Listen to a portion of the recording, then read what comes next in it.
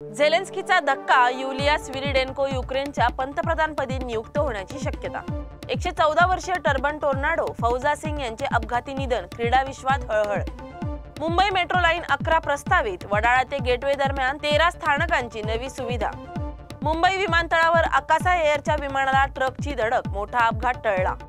कोल्हापुरात शक्तीपीठ महामार्गासाठी भाजपचा भव्य मोर्चा, शासनावर दबाव। ईपीएफओचा मोठा निर्णय, पीएफ काढणे आता 5 लाखांपर्यंत ऑटो क्लेम पद्धतीने शक्य।